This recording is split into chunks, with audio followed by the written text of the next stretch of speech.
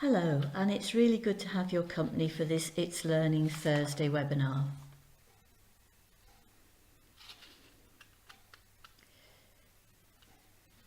My name's Ella Coles and I'm a pedagogical consultant with It's Learning, which means I work with schools, colleges and training providers to help them develop their learning platform.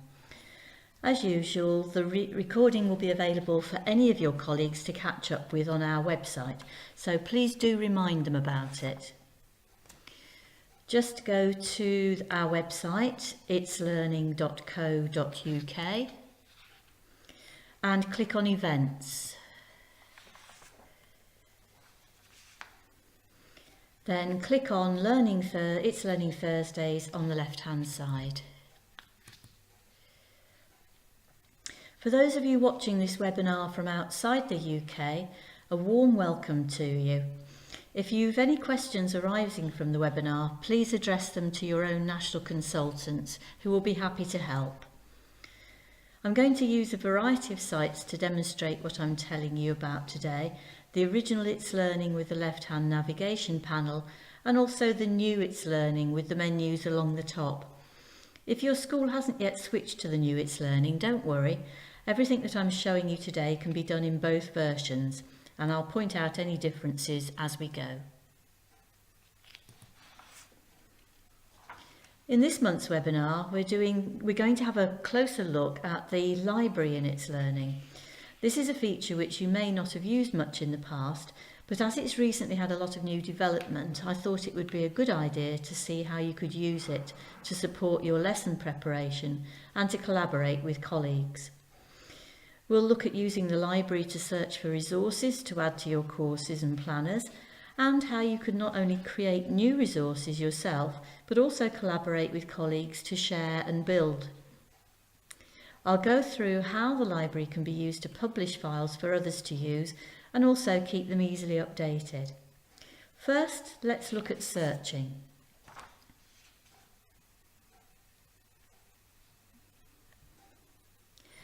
When you log into It's Learning as a teacher, you'll see a library tag at the top of the screen on the global menu. When I click on this, I see the home page with a search box. Just type in a keyword or phrase or the name of an author of the resource if you know the specific thing that you're looking for, and click on Search.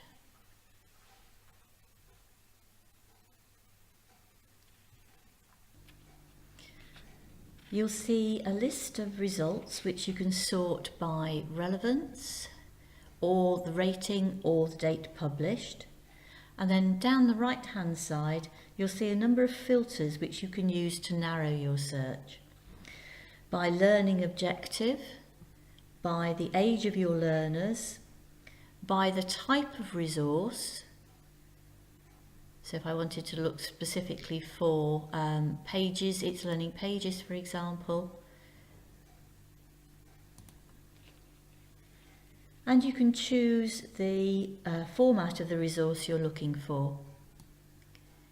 You'll see some of these are greyed out, which means that none of the results of my search are in those formats. You can choose the language of the resource, and if you're looking for something created by a particular person, for example, if you know that a colleague has shared a resource in the library, you can type in their name under author and find the resources that they have put in. If you're working on a small device, a phone or a tablet, you won't see the filter panel down the right hand side straight away. This is to allow a good amount of screen to view the results, but you will see this button and if you click on that you'll see the filters appear.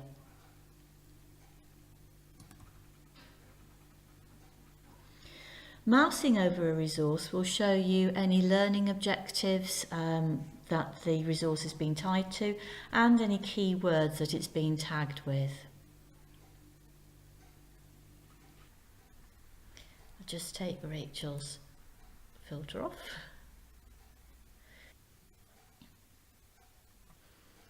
If you want to narrow your search with another keyword, you can just type that in.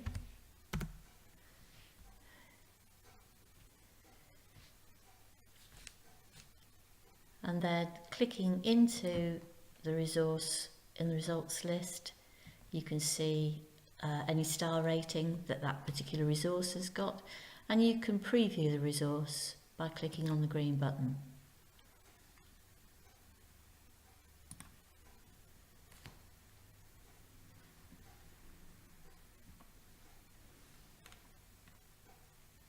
I think I'll add that to my Romeo and Juliet unit.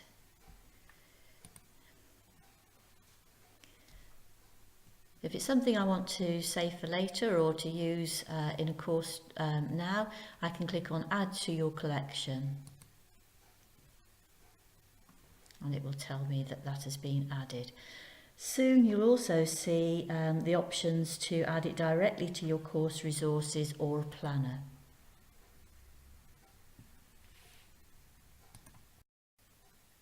As well as the library tab, I can also search for resources using the library from my course.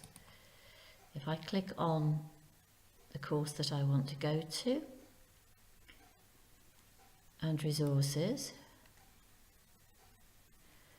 I'm going to add a resource, in this particular case for my Romeo and Juliet unit, and click on Add as I would do for adding any resource. If I scroll to the bottom of the Add menu, you can see I've got a link that says Content from Library. And if I click on there, I can search directly from here for my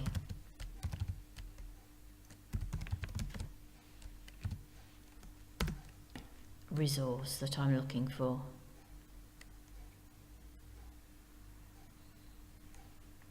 I can also go to my collection where I may have saved things previously.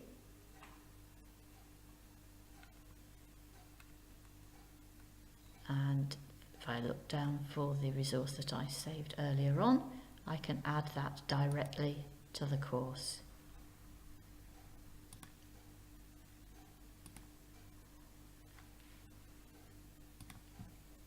Let's just go back to my resources.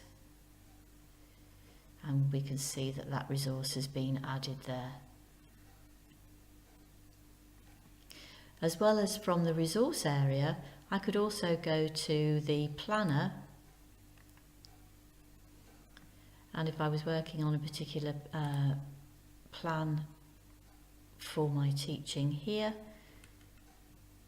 by going down to resources, I can add a resource directly from the library here as well. One thing to note is that if I'm adding a resource or searching for a resource in the library directly from the planner, and I have learning objectives tied to that plan, it will automatically put those learning objectives in as filters, so that it's looking for resources that support those learning objectives. If I don't want necessarily resources to fit in with those learning objectives in my search, I can remove those filters and just search freely for the resources that I'm looking for.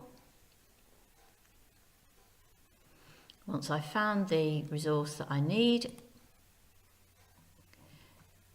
I can add that to my plan, and that is now added to my plan. And when I go back into my plan there, I can see the resource sitting there waiting for my students. If I've downloaded a resource from the library to my course, let's just have a look at the one we were looking at before, the puns in Romeo and Juliet. When I look at it, I'll see that there's a little link here to show me that this resource is from the library, and it gives me a little bit of information about it. It'll also allow me to give that particular resource a star rating, and even to write a review about that particular resource. Once I've finished with that message, I can clear it from here.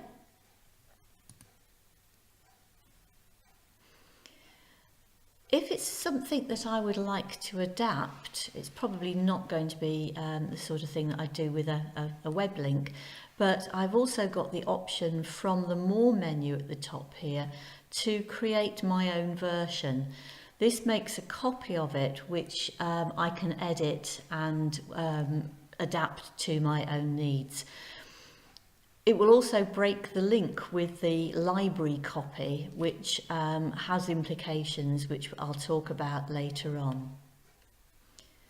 So how would I share a resource that I had created in the library?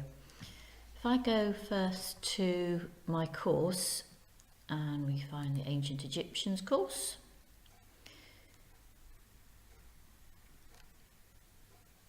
and I would like to share this particular activity with others across the site that I belong to in itslearning. If I go up to the More menu with the 3 dots in the top right hand corner, I can click on Add to Library.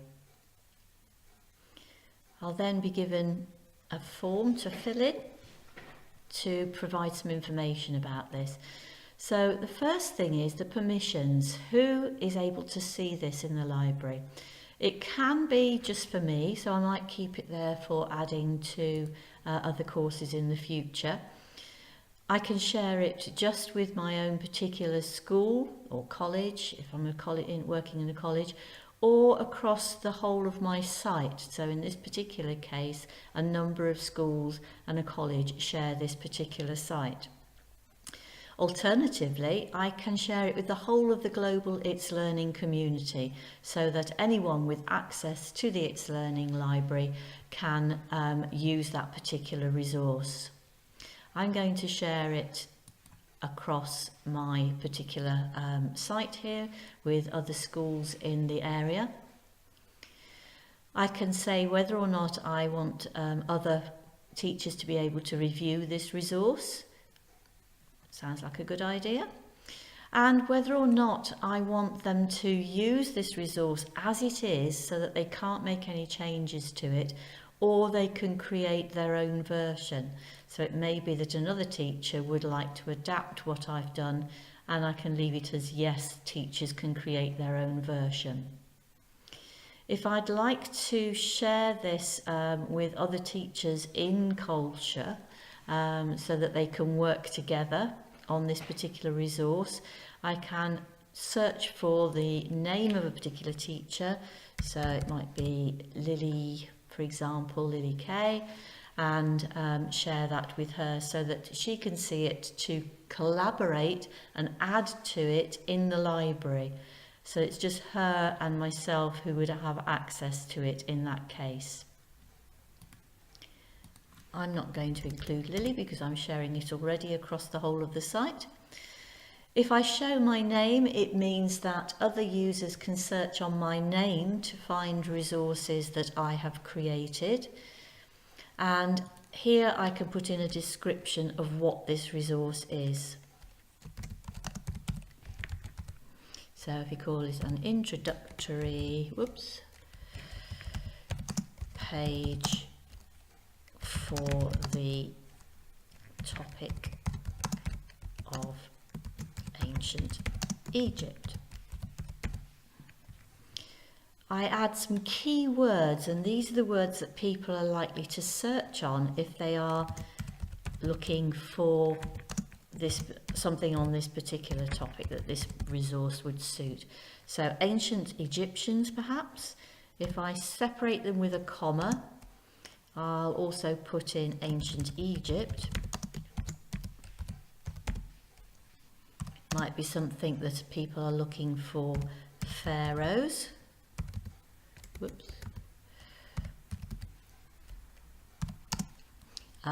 It could be something to do with just history, or even Key Stage 2 history.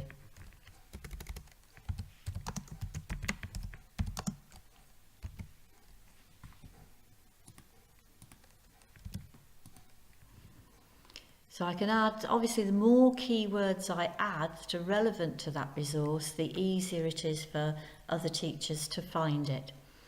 I can say what languages it is and what kind of format it is in. So it's a mixture of all of those. I'm not going to specify anything in particular. And then who is this resource is intended for. So it's for anyone really, teachers, students, and for mentors if they want to use that. Content is intended for all then. And if I want to, I can also add learning objectives for this particular activity, perhaps from the national curriculum. So once I've added that information, I can click on Save.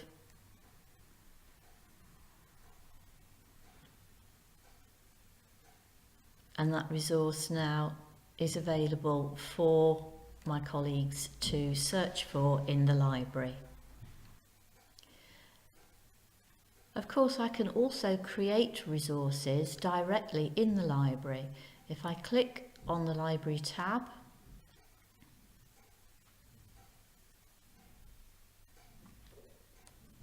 and use the green button for Create New. So I have a range of different sorts of resources I could create directly in the library, ranging from Microsoft Office documents, Word, PowerPoint, Excel. I can create a new page, a new It's Learning page, or I can upload a file or create a link resource. And recently I have been able to also upload assignments to the library. This is using the new assignment tool, which is available currently to new customers only.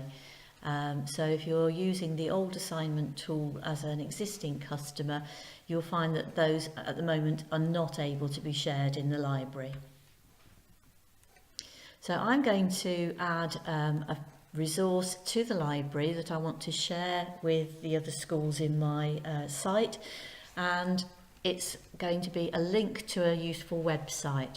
So first of all, I'll take the URL of that particular resource and copy it, and then click on link.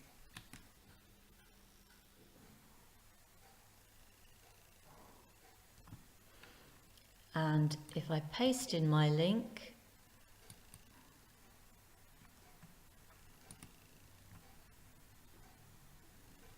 I can choose what then I want to do with it.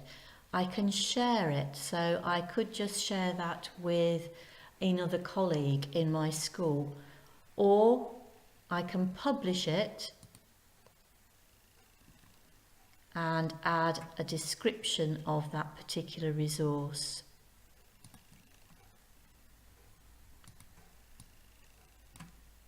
So I'll just copy in a description, add some keywords, Key Stage 2 History,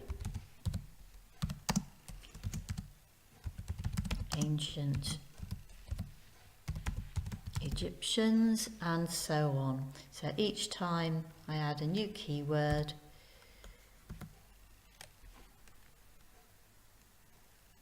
that will help other people find my particular resource. If I just scroll down slightly, and again I get the option of who I want to share that resource with, either to just the teachers in my particular local authority or federation or group of establishments, just my particular school, or the whole It's Learning community. I like this resource, I'm going to share it with everyone. If I click on Show Advanced Options, I don't need to, I can just save it at this point, but you can see that I can also say a little bit more about it, which will help other people find something suitable from the library as well. So the more tags, the more information you put on, the more useful it's going to be for other people. So I could choose a grade level, I could choose a language. We know that it's English in this particular case. And I'll show my name and allow reviews, and then I can click on publish.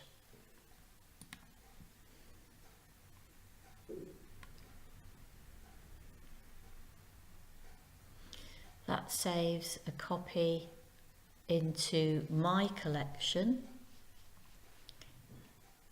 You can see here the page that I shared earlier on as well.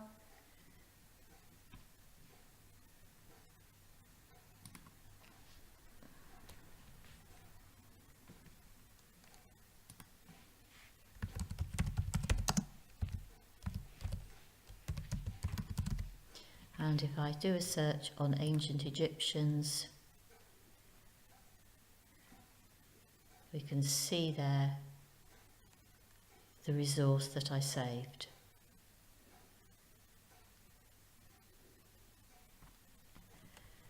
And if I now do a search on ancient Egyptians,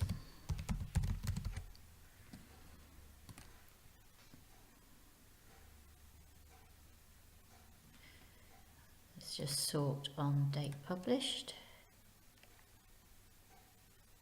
And you can see the two resources that I've created on this topic today. And if I now do a search on ancient Egyptians,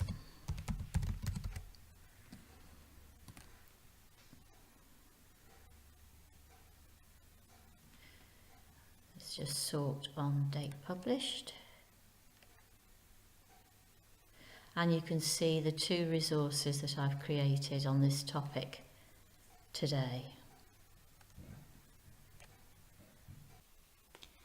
I mentioned earlier on about the implications of creating new versions of resources, of files that had been downloaded from the library. Just want to talk about that in a little bit more detail. If, for example, I'm logged on here as John and I want to create a new policy document in the library to share across the schools in my local authority. So if I click on File,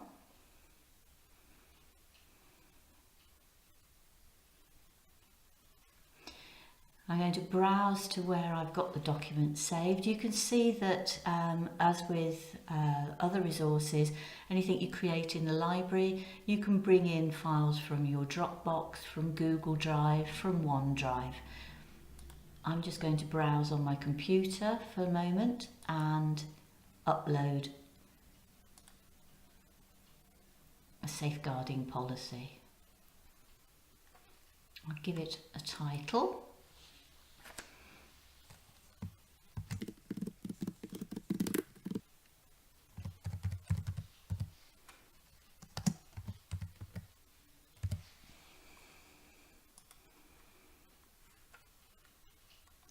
And save.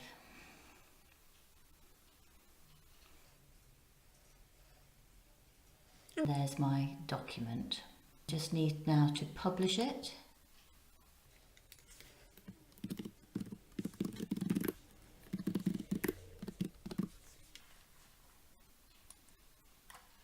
And we'll put a few keywords in.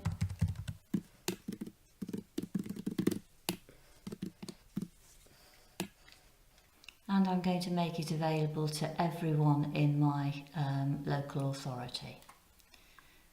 Click on Publish.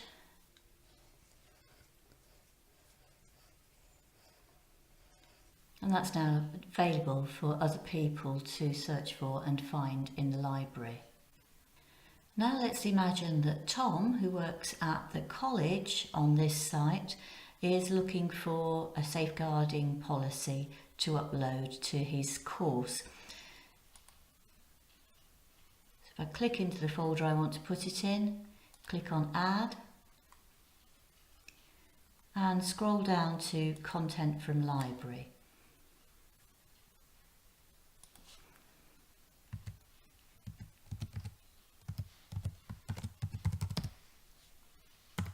I'll do a search on safeguarding, and here is the policy that John uploaded. I can then add that to my course. That's added to my course. And if I go back to my resources now,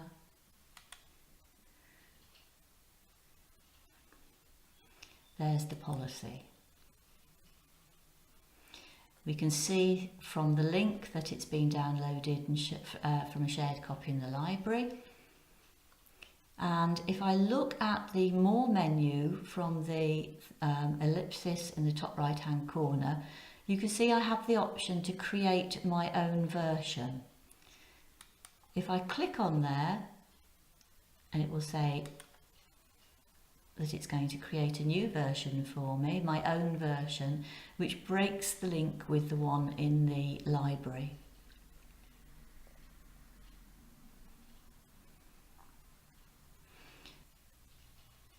A new version has been created. Refresh the page.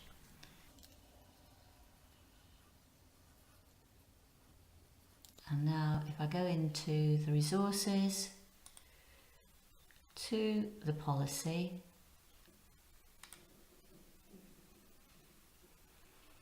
it will tell me a new version has been created. Meanwhile, Andy, who works at the local secondary school, is also looking for a safeguarding policy to upload to the staff room course. So again, he will go to Add, down to the bottom of the Add menu, go to Content from Library. He can search on safeguarding and see the policy that John uploaded.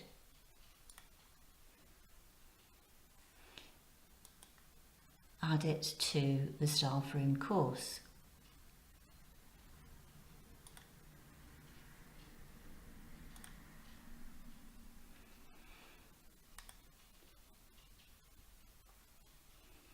And there is the policy.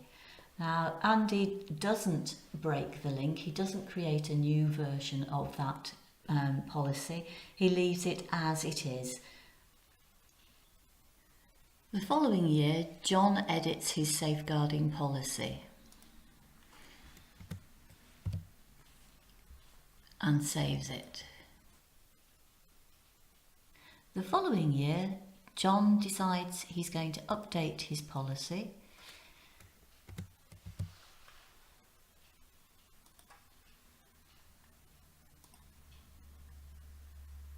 And he goes to his collection in the It's Learning library. So he clicks on safeguarding policy and he's going to edit. From the top More menu, the ellipsis at the top, he can choose Create New Version.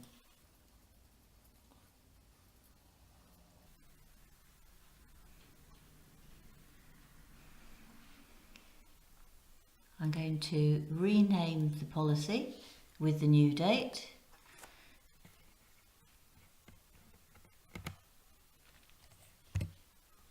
Call it 2017.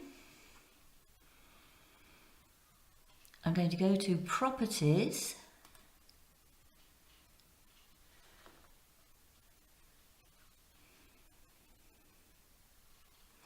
Here's the original document that I used for this policy. I'm going to remove it and browse to my new version. Once it's uploaded, I can save that we can see it's now my new version of the policy. And if I go to publish it, we'll just change the name of the policy, and it asks me to state why this is a new version. So we'll say an updated version of the policy for 2017. Let's get rid of the keyword for 2016 and put in 2017, and then publish.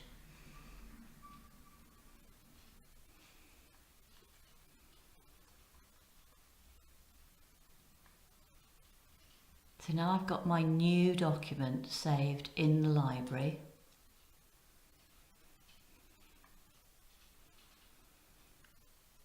And you can see that it's been updated here. If I just click into that document and go in to edit it, you can see from the More menu at the top, if I go into View History, it will show me the initial version and an updated version.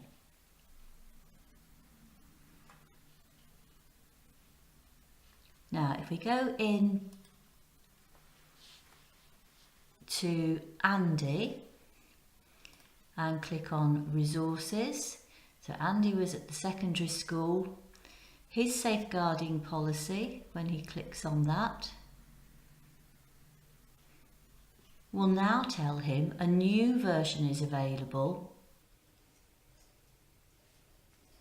This is because he didn't create his own version of this document, so he can now update to the new version.